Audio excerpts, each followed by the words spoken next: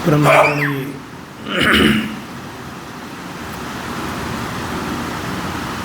सम्मान समस्त साधु महात्मागण,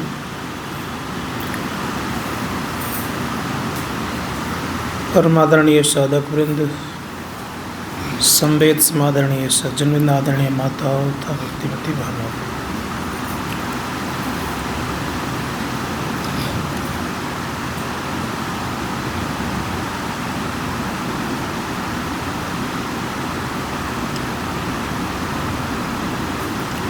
महर्षि रमन ने कहा,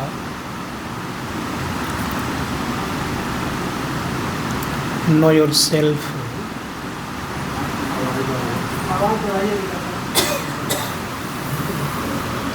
this is the greatest service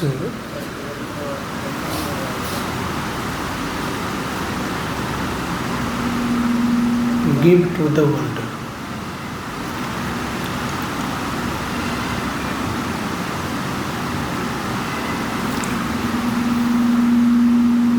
स्वयं को जानना यह सबसे बड़ी सेवा है।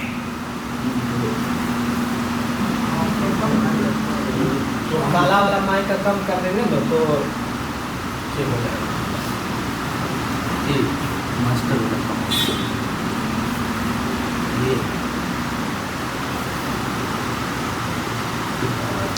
अर्थात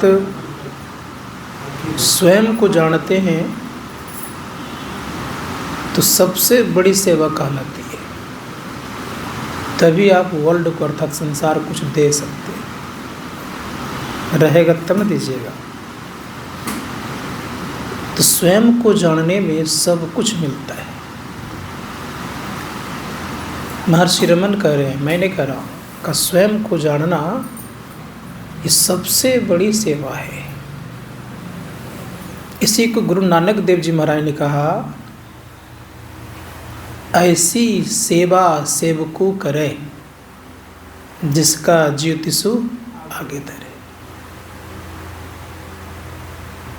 लोग संसार का भिन्न भिन्न प्रकार का सेवा करते हैं, लेकिन स्वयं को जानने का जो सेवा है सबसे बड़ी सेवा है। इसलिए हम लोग को ये ख्याल करना होगा कि स्वयं को जानने का संसार में अनेकों उपाय बताए होंगे, लेकिन भगवान शिव ने कहा सबसे जो सुंदर उपाय है वह है ध्यान करना। ध्यान का महिमा बहुत ज़्यादा बताया गया है। पद्म पुराण वर्णन आया है कि ध्यान से लोग पापों से मुक्त होते हैं। ध्यान से आत्मा का साक्षात्कार करते हैं। ध्यान से स्वयं को जानते हैं। ध्यान से ही संपूर्ण ब्रह्मांड पर आप अधिकार कर सकते हैं। किससे? ध्यान से। इसलिए ध्यान करेंगे तो बहुत कुछ आपको प्राप्त हो सकता है। ध्यान करने की कला जानना चाहिए।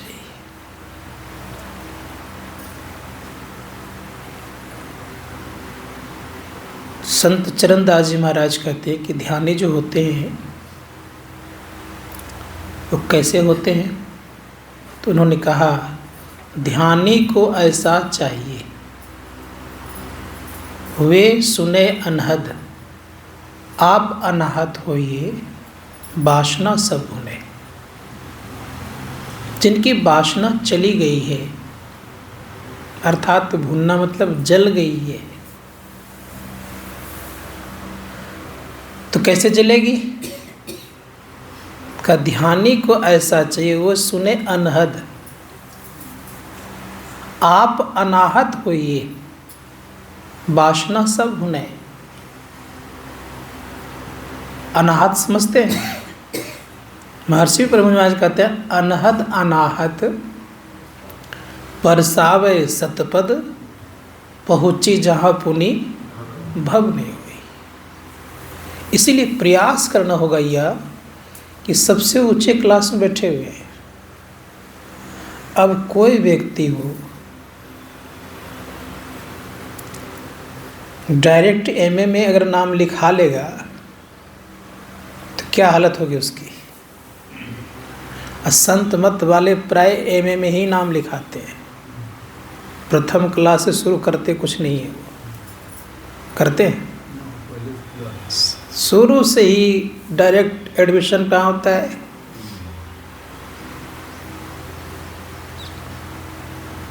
ये स्थिति है। यही एक ऐसा यूनिवर्सिटी या विश्वविद्यालय है कि सीधे नीचे मास्टर डिग्री के अलावा कोई डिग्री की आवश्यकता ही नहीं, डायरेक्ट मास्टर ही बनाते सबको। यहाँ कहेंगे ये बात कैसे कह रहे हैं, तो गुरु कभी शिष्य नहीं बनाते हैं, याद रखिएगा। क्या बनाते हैं गुरु? गुरु ही बनाते हैं। इसीलिए मैंने कहा कि ये विद्यालय ही ऐसा है कि डायरेक्ट गुरु जी ही बनाते हैं, मास्टर की डिग्री ही दिलाते हैं और कुछ नहीं। तो समझना होगा हम लोगों को कि जब मास्टर ही बनना है तो मास्टर का जो प्रक्रिया है वो शुरू करना है। इसीलिए कहा कि थोड़ा सा एक एंट्रेंस दे लो। एंट्रेंस मतलब परीक्षा के एंट्रेंस का पास कर जाओ, प्रवेश करने की स्थिति बना लो। तो प्रवेश करने की स्थिति क्या बनाया गया है? एक मानस जप लगा दिया और एक मानस ध्यान लगा दिया। ये इसमें थोड़ा सा पास कर जाओगे तो डायरेक्ट एडमिशन कहाँ हो जाएगा आपका।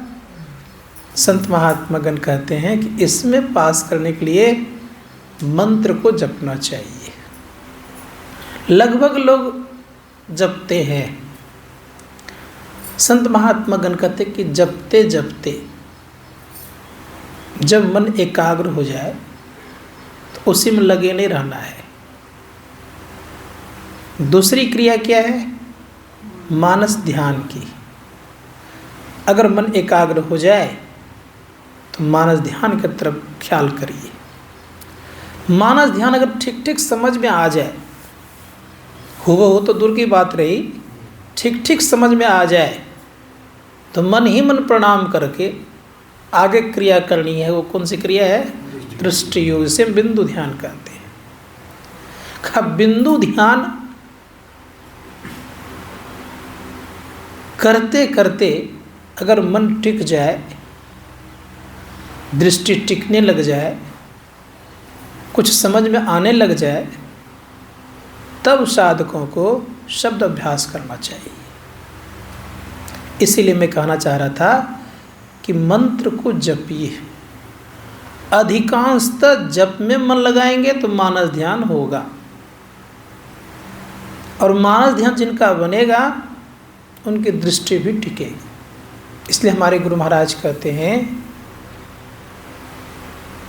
उन्होंने कहा गुरु जाप मानस ध्यान मानस कीजिए दृढ़ साध कर, इनका प्रथम अभ्यास कर शुद्ध शुद्ध करना चाहिए।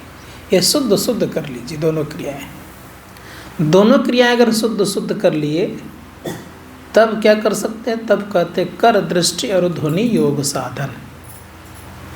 दृष्टि योग और ध्वनि योग साधन करना चाहिए। ये दोनों आंतरिक भक्ति है, बाहरी नहीं है, अंतर की साधना है। एक सज्जन थे, बाहरी पूजा पाठ में बहुत मन लगाते थे।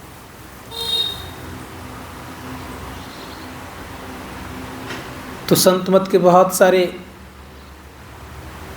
सत्संगी और माताएं भी कम नहीं हैं, तो उनको बढ़िया से पाठ पढ़ा दिए कि बिंदु ध्यान से बढ़कर संसार में कोई पूजा पाठ नहीं है। तो सज्जन मानते हैं कि बिंदु ध्यान करने वाला तो कोई कोई होते हैं। तब इन्होंने कहा कि हाँ कोई कोई होते हैं, लेकिन संतमत में प्राय बिंदु ध्यान करते हैं, बिंदु ध्यान का अभ्यास करते हैं।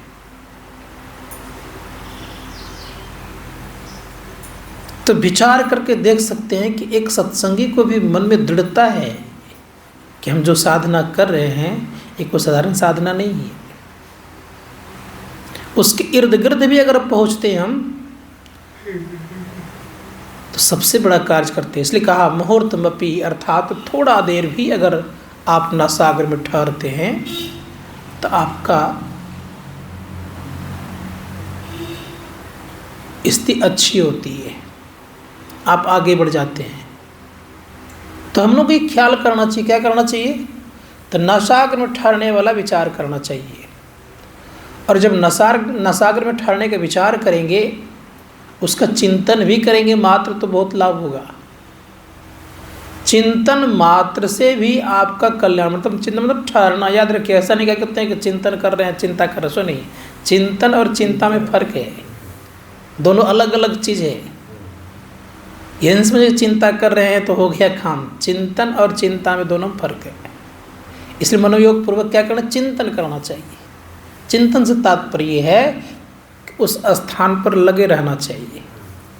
अगर लगे रह गए तो बहुत ज़्यादा आप आगे बढ़ जाएंगे। इसलिए संतों ने कहा कि लगना चाहिए। किस तरह से? एक महापुरुष हो गए मुक्तानंद जी महाराज। मुक्तानंद जी महाराज कहते हैं कि जो व्यक्ति अपने अंदर में नसागर में ठहरता है, उनकी स्थिति ऐसी हो जाती है कि उनसे और कोई संसार के लोग बड़े नहीं हो सकते। बात सुना रही है? इसलिए संत महात्मागण कहते हैं कि कोशिश करना चाहिए कि अपने स्थान पर ठहरना चाहिए। आपका स्थान कहाँ है? आप रहते कहाँ हैं? तो उपनिषद कार्य कहते हैं कि बिंदु मध्य जीवात्मा सूक्ष्म रूपेण वर्तते। बिंदु के मध्य में है, वहीं से आप संचालित पूरे शरीर को करते हैं, वहीं से आपकी चेतन धारे नीचे तक आई हुई है, वहाँ आप हैं, बिंदु के मध्य में हैं। अब किस रूप से विराजमान है? का सूक्ष्म रूपेण वर्तते, सूक्ष्म रूप से विराजमान है। जब सूक्ष्म रूप से विराजमान है तो संत महात्मा गण कहते हैं कि तब नीचे हम कैसे आ गए? तो नीचे जो आ गए हम, इसके पीछे कारण ये हो गया कि मन के संग के कारण आए। मन के संग कारण क्या हो गया कि हम नीचे नाना प्रकार के काम कर रहे हैं। वहाँ रहेंगे तो काम नहीं होगा, वहाँ रह करके हल नहीं चला सकता, कोई कुदाली नहीं चला सकता, ऑफिस में कोई काम नहीं कर सकता, भोजन नहीं बना सकता, खा नहीं सकता। कहाँ? अगर वहाँ रह जाएगा तो कोई खा पी पाएगा? भोजन नहीं कर पाएगा, चल नहीं पाएगा। तो स्थिति ये है। इसीलिए संत महात्मा गण कहते हैं कि पिंड में जो बरतने वाला मन है, इस संसार का काम करवाता है, इसको पिंडी मन कहा। और पिंडी मन का जो केंद्र है उसको ब्रह्मांडी मन कहता है। कहाँ केंद्र उसका? तो पिंडी मन का केंद्र है ब्रह्मांडी मन। संत महात्मा गण कहते कि जैसे ब्रह्मांड में ये मन प्रवेश करता है तो अपना अस्तित्व पिंड वाला खो देता है। जैसे एक उदाहरण दे रहा हूँ आपको। बच्चे को घर में नाना प्रकार के नाम से पुकारते हैं, कुछ भी बोल देते हैं लोग, कोई चिंटू, कोई पिंटू, कोई बाबू, कुछ भी बोलते हैं। लेकिन जब वही आप एडमिशन किसी स्कूल में करा लेते हैं, क्या उसी नाम से पुकारते हैं आप? वही नाम लिखाते हैं आप? नाम बदलते हैं। क्या उसी तरह का हरकत करता है वो स्कूल में? बदल जाता है, शांत भी दिखता है। तो ठीक उसी प्रकार से याद रखिएगा कि जब तक ये मन पिंड में है तब तक ये थोड़ा सा शैतानी करता है, और पिंड से ब्रह्मांड में जाते हैं तो शैतानीपन अर्थात इसका अस्तित्व पिंड वाला खो जाता है। इसीलिए संत महात्मा गण कहते हैं कि क्या करना चाहिए? तो गुरुदेव कहते हैं मन तुम बसो तीसरो नैना महता से चल दीजिए। अरे वहाँ से चलोगे तो अच्छा लगेगा, इधर से चलोगे तो अच्छा नहीं लगता है। इधर चलने वाला देखिए क्या हल्का करता है, चल के देखते ही हैं। वहाँ से चलेंगे तो बड़ा आनंद आएगा। वहाँ से कैसे चलेंगे? तो बड़े प्रेम से कहा कि जोड़ी जकड़ी सुखमन में बैठो गगन उड़ी ज्योरे, जोड़ करके जकड़ दीजिए और सुखमना में प्रवेश करने का प्रयास कीजिए। गुरुदेव कहते हैं आगे क्या मिलेगा वहाँ का, ज्योति झकाझक झीनी, अर्थात ज्योतियों का एक स्थिति बनेगी आपकी। कैसा कैसा है तो मीराबाई कहती है पचरंगी झालर शोभे शुभ है आज घड़ी, वो सब प्रारंभिक स्थिति होती है। लेकिन गुरुदेव इतना तक करके छोड़ नहीं दिए। गुरु महाराज कहते हैं पीली नीली लाल सफ़ेदी स्याही सन्मुख आता है, छट छट छट बिजली छटके भोर का तार दिखाता है। ये सकून क्यों देता है? ये मैं आप लोगों से प्रश्न करता हूँ, बिंदु को देखने पर सकून चैन क्यों मिलता है? क्या कारण है? कारण ये है कि हम लोग घोर अंधकार में कब से हैं? जब से संसार बना है तब से। बात समझिएगा थोड़ा सा। कोई प्रश्न करे कि इसको बिंदु देखने पर शांति क्यों मिलती है? एक उदाहरण दे रहा हूँ। किसी व्यक्ति को आप वर्षों तक एक अंधेरे कोठरी में रख दीजिए, उसको थोड़ा सा प्रकाश दिखेगा तो सकून लगेगा। बस मेरे उसी प्रकार से ये जीव आज से नहीं, जब से सृष्टि हुई है तब से कहाँ है? ये अंधकार में है। इसको वो परमात्मा का थोड़ा सा प्रकाश दिखता है तो सकून लगता है, सुख लगता है, चैन लगता है, शांति महसूस करता है। ठीक उसी प्रकार से गुरु महाराज कहते हैं कि अगर थोड़ा सा तुम देखो बहुत सुख लगेगा। इसीलिए गुरुदेव ने कहा तन नव द्वार हो रामा अति ही मलिन हो ठामा, त्यागी चढ़ो दसम द्वारे सुख पाओ रे भाई। दसम द्वार में ही सुख मिलेगा।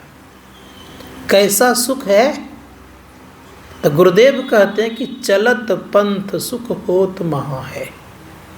जो उस पथ पर चलता उनको महान सुख मिलता है, महा अथाह, सुख को सीमा नहीं है।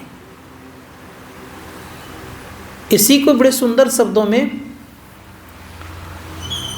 एक महापुरुष ने और कहा है, उनका नाम है यारी साहब।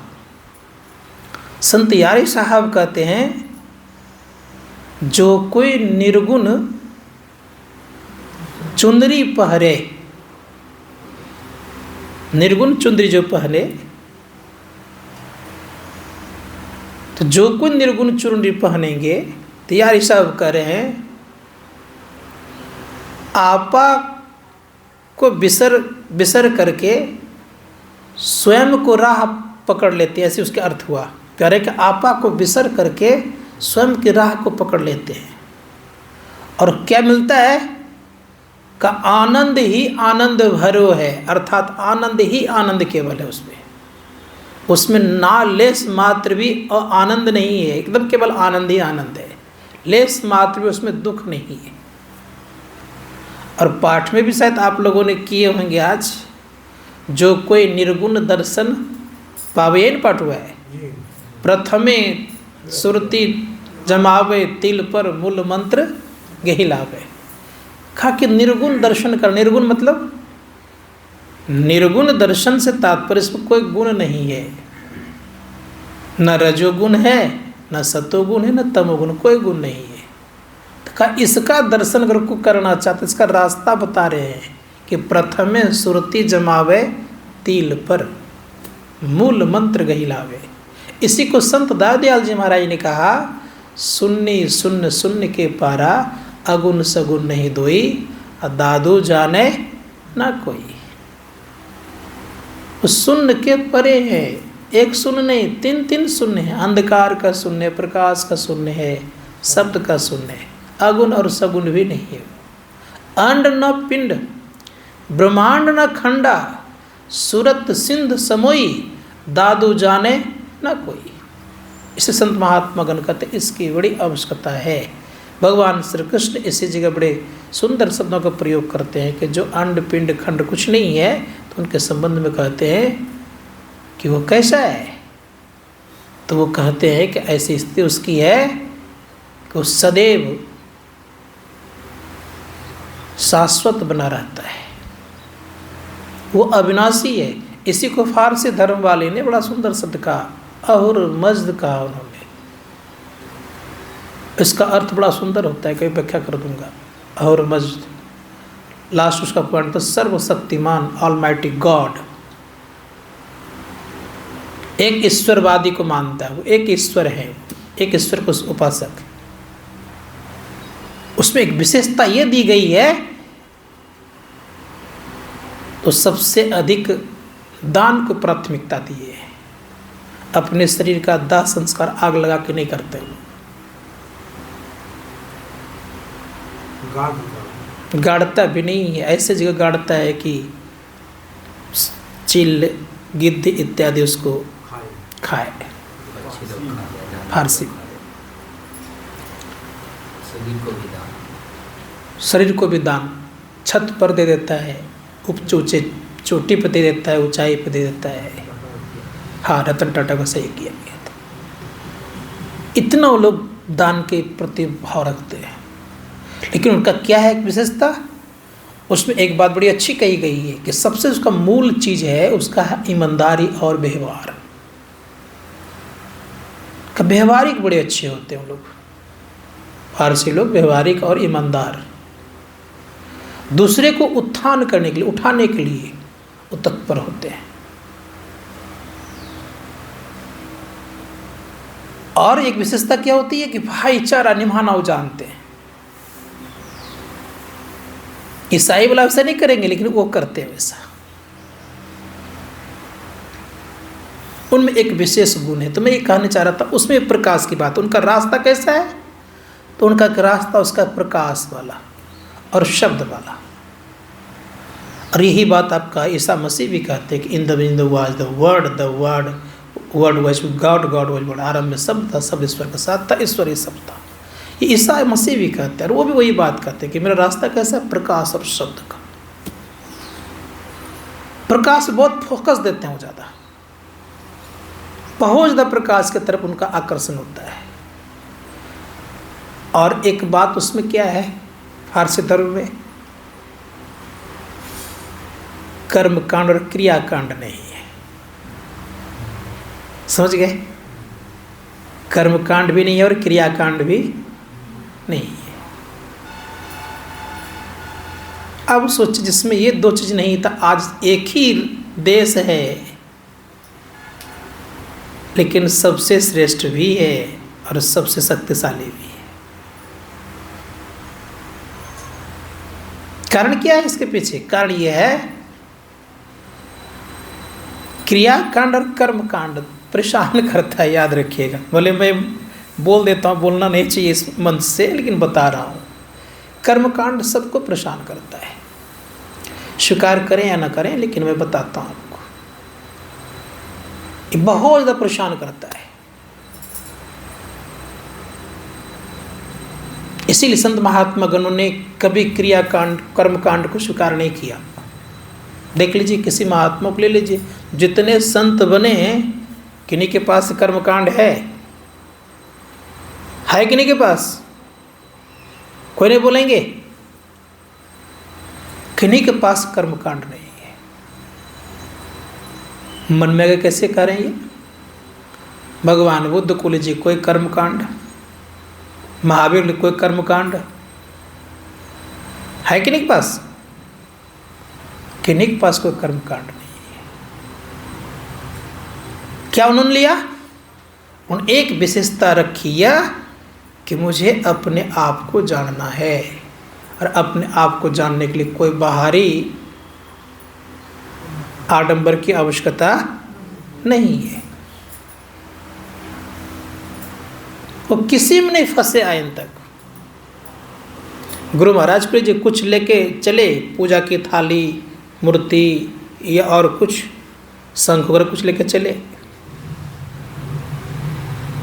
कुछ भी नहीं लेके चले। क्या अपनाया? केवल एकांत जगह।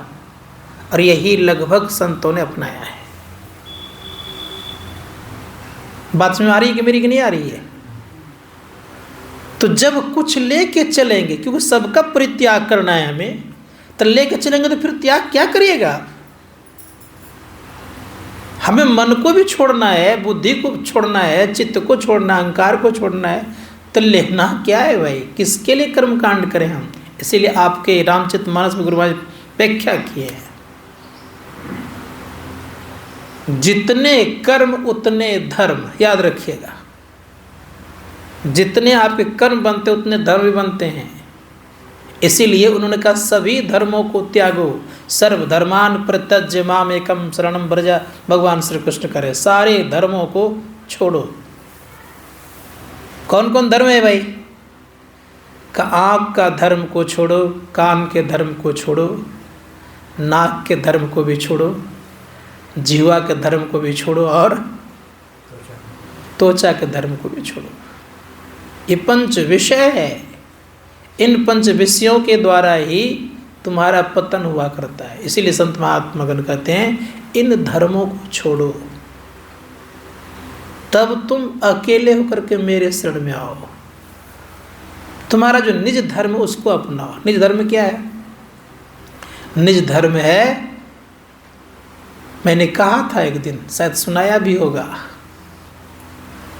कि निज धर्म केवल है आत्मा की अभिव्यक्ति को व्यक्त कर देना। ये आपका धर्म है।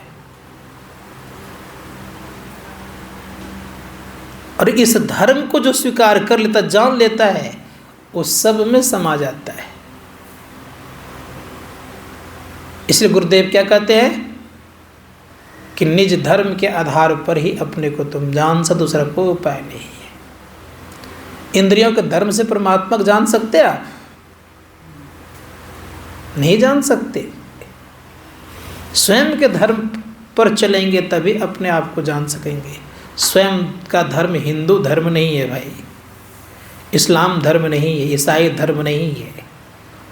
स्वयं का धर्म क्या है? आत्मा की अभिव्यक्ति, अर्थात आत्मा है क्या?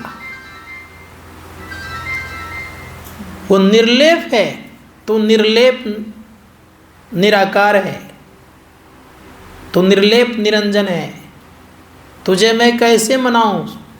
महर्षि दयानंद सरस्वती कह रहे हैं, अगर मैं तुझे दूध भी चढ़ाऊं तो वो भी जुठरू, अर्थात बछड़ू के जुठेरू है। ये इन्होंने भी, रविदास जी ने भी कहा है ये बात। और वो दयानंद सरस्वती भी यही बात कर रहे हैं कि अगर मैं दूध भी चढ़ाता हूँ तो किसके जूठे हैं वो? अगर मैं जल भी चढ़ाता हूँ तो जल को मछली ने बिगाड़ दिया है। बात समझिएगा। अगर मैं पुष्प भी चढ़ाता हूँ तो पुष्प को भंवर ने बिगाड़ दिया है। क्या चढ़ाऊँ मैं आपको?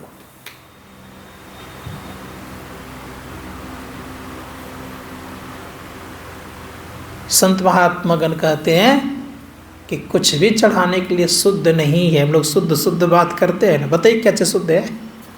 दिखता है कुछ शुद्ध? कोई न कोई उसको उपयोग किया है, उपयोग किया है। इसे संत महात्मागण का चंदन भी देख लीजिए, चंदन भी अगर चढ़ाते हैं तो उसमें भुजंग क्या करते हैं? सर्फ लिपटा रहता है। कहाँ है शुद्ध क्या चीज? बस अंतिम बात करें, स्वयं को स्वयं पर चढ़ाऊं मैं, बस यही बात कर रहे हैं। अब क्या कह रहे हैं कि मैं आपको ही चढ़ा देता हूँ और कुछ नहीं चाहिए मुझे, मैं अपने आप को चढ़ा देता हूँ। कब? इसी को समर्पण कहा। इसलिए आत्मनिवेदनम भक्ति का अंतिम मूल है। आत्मनिवेदन पर अपने आप को जैसा था वैसा पहुँचा दिया। दास कबीर साहब कहते हैं, संत कबीर साहब कहते हैं, दास कबीर जतन से उड़ी ज्यों की त्यों दर दिन नीचे दरे। जैसा तो सब में लौटा दिया, मैंने कुछ नहीं किया, जैसा था वैसा आपको मैंने घुमा दिया। मैं कर्जदार आपका नहीं हूँ। ये स्थिति याद रखिएगा। और ये स्थिति जब बन गई तब तो कहना क्या है? इसी स्थिति को प्राप्त करने के लिए हम लोग भी लगे हुए हैं कि लग जाए, हो जाए, काम बन जाएगा। जैसा था वैसा,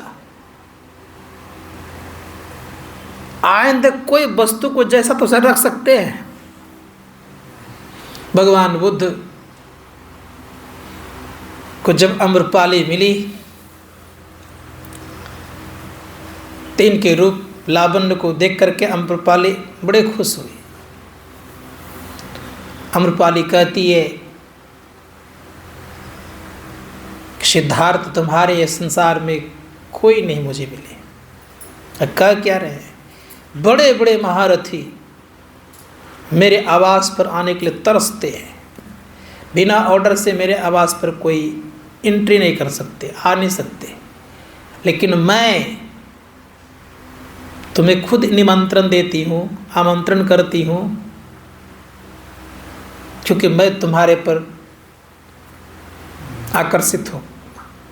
भगवान बुद्ध कहते हैं क्या कह रही हो? आकर्षित हूँ।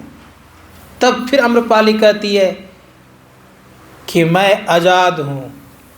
तो भगवान बुद्ध कहते आज़ाद की प्रतंत्र कि गुलाम। हम लोग क्या हैं? गुलाम की आज़ाद क्या है? बोलिए। तो भगवान बुद्ध पूछते तुम गुलाम की आज़ाद? अम्रपाली कहती कि तुम कैसे जान रहे हो? कि तुम्हारे भीतर की पीड़ा जो है क्या कराता है? वो आज़ाद के गुलाम। आज़ाद तो वो होता है उसके ऊपर कोई पीड़ा नहीं है, कोई दुख नहीं, कोई दर्द नहीं है, किसी प्रकार की कोई वासना नहीं है, वो आज़ाद है। तुम कैसे आज़ाद हो गई? तुम्हारे अंदर में काम है, क्रोध है, लोभ है, मोह है, इससे तुम जकड़ी हुई हो, तुम आज़ाद कैसे हो? वासनों के दलदल में तुम फंसी हुई हो, अब फंसाती हुई हो, तुम आज़ाद कैसे हो? तुम तो पीड़ा से पीड़ित हो। भगवान बुद्ध कहते आंख बंद करो अम्रपाली। आंख बंद करे, वहाँ से चलती है। अब देखते रह गए। अब अम्रपाली अपने आप को कोसती है कि जिस के लिए लोग तरसते हैं आने के लिए, आज जिन पर मैं तरसती हूँ वह मुझे अपनाने से इनकार कर रहे हैं।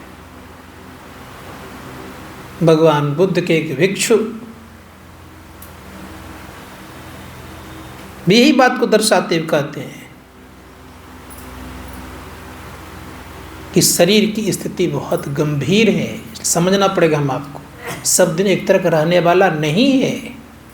जब नहीं रहने वाला है तो स्वयं को जानने के लिए चेष्टा और प्रयत्न करना चाहिए। इसलिए इसके लिए हम लोगों को ध्यान सत्संग की बड़ी आवश्यकता है। भगवान शिव ने कहा है कि जो साधक खूब अच्छे ढंग से सिद्धासन में बैठ करके जो नशापुटों को अर्थात नशाग्र में देखने का काम करते हैं, तो क्या होगा, एक दिन तो सारे पापों से मुक्त होकर के उनका जीवन शुद्ध हो जाएगा और शुद्ध जीवन से परमात्मा अर्थात आत्मा का साक्षात्कार करके दुखों का अंत करेगा। यही एक मूल मंत्र है और इसके लिए कोई बाहरी चीज़ों की आवश्यकता नहीं है, कोई चीज़ों की आवश्यकता नहीं है। इसलिए संत महात्मा गण कहते हैं कि ध्यान पर बल देना चाहिए, एकाग्रता बढ़ानी चाहिए।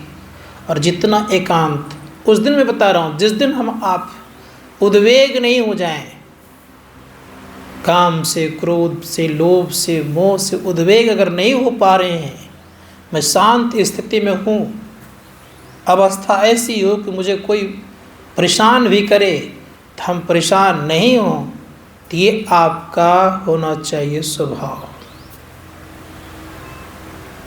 और इसी स्वभाव से आप हैं। बात समझ रहे हैं? आत्मा उद्वेग नहीं होता है, मन उद्वेग होता है। आत्मा कभी भी अशांत नहीं होता है। कौन होता है अशांत? शांत कौन होता है? आत्मा अशांत कभी नहीं होता। अशांत होता कौन है? मन।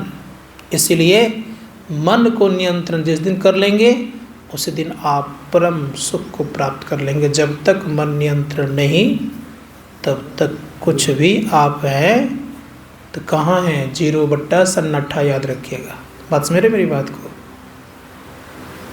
ऐसी स्थिति में है। ये मेरा एक अलग टाइप का बोलने का था, मतलब समझ लीजिए 0 से भी गए गुजरे हैं।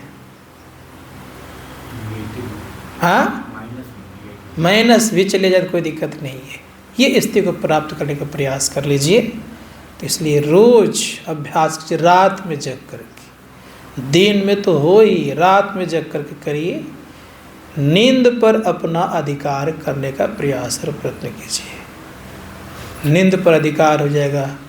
नींद हमारे पर हावी नहीं हो, हम ऊपर उस पर हावी हो जाएं। ऐसी स्थिति अगर जिस दिन हो जाएगी तो बड़े खुशहाल हो जाएंगे। शरीर का धर्म जो है वो निभाएगा, निभाने दीजिए इसको, लेकिन अपना धर्म आप छोड़िए नहीं। आपका धर्म क्या है? आपका धर्म है स्वयं को जानना। ये आपका अपना धर्म है, याद रखिएगा इस बात से। हम संप्रदाय में भले बट जाएं, लेकिन स्वयं का धर्म है अपने आप को जानना। बस इतना ही ख्याल रखिए। सब में वही है, सब में वही है, चाहे कोई धर्म वाला हो, सब में वही परमपिता परमात्मा के अंश हैं। उस अंश को जानने के लिए इसलिए सबों पर एक दया की भावना। कोई पराया लगता ही नहीं, हमें तो नहीं लगता है कोई पराया संसार में, पता नहीं क्यों नहीं लगता है। ये हमको बराबर कहते, सबको तो आप उसी तरह कहते आते जाइए आते जाइए, हम किसको मना करें? हमको कोई लगता ही नहीं कि कोई पराया है, तुम किसको कहें ना आ रहा, ना कहने बनता ही नहीं। ये आदत ही मेरी ऐसी हो गई। तो इसीलिए बोलूँगा कि ये भाव जीवन में उत्पन्न हो जाए। ये कब होगा? जब कुछ साधना की ऊंचाई होगी तो लगेगा सब अपना ही है, कोई पराया दिखेगा ही नहीं। बाहर खड़े तो गाय सब भी आ जाती है, कुत्ता उत्ता सब सामने आ जाते हैं, तो प्राय नहीं नजर आएगा। कब? जब उस स्थिति में जाएंगे तो अलग स्थिति दिखेगी आप। इसलिए संत महात्मागण कहते हैं अंतर की साधना में ऊंचाई को प्राप्त करने चलिए। रात में जग जग करके ध्यान अवश्य करिए, जितना हो सके। नींद अपने जगह, आप अपने जगह बन जाइए, काम बनेगा। बोलिए प्रेम से।